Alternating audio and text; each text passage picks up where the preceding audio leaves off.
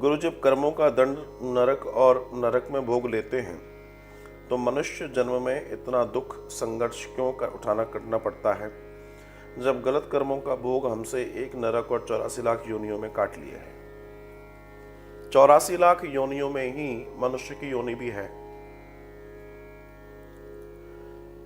ध्यान रखिएगा, कर्मों के फल की चर्चा मनुष्य योनि में ही है। पशु को उसके किए का दंड नहीं मिलता।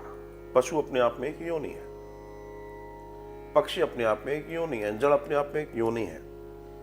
लेकिन आपने कहा जब कर्मों का दंड नरक में भोगने के बावजूद भी सूक्ष्म शरीर जब भोगता है नरक में, लेकिन उसके बावजूद शरीर को शरीर का दंड स्वतः भुगतना पड़ता है। क्योंकि आपको तो याद ही नहीं रहेगा कि हम वहां पर क्या, किसको याद है कि आपने नरक में क्या भोगा? किसी को याद नहीं है। तो उस दृष्टि में अगर सबको इसी तरीके से ट्रीटमेंट दे दिया जाए तो फिर तो आनंद हो गया।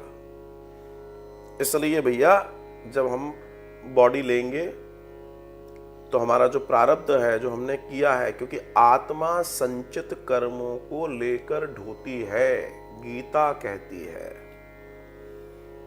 तो आत्मा संचित कर्म जो भी होंगे उसको लेकर आगे जाएगी, उस शरीर में प्रवेश करेगी। किया हुआ कभी मिटता नहीं है। दंड होने के बावजूद भी दंड होता है। चोर है, चोर को दंड मिलता है, जेल में जाता है, लौट के आने के बाद क्या वो साहूकारी करता है? नहीं, वो फिर से चोरी करता है। दंड तो मिल गया।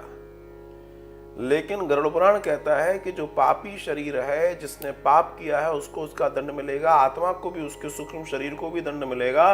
लेकिन वो उस स्थिति से बाहर नहीं आता। जब लौटकर नया जन्म मिलता है तब भी वही उन्हीं पापों में ग्रस्त पाया जाता है।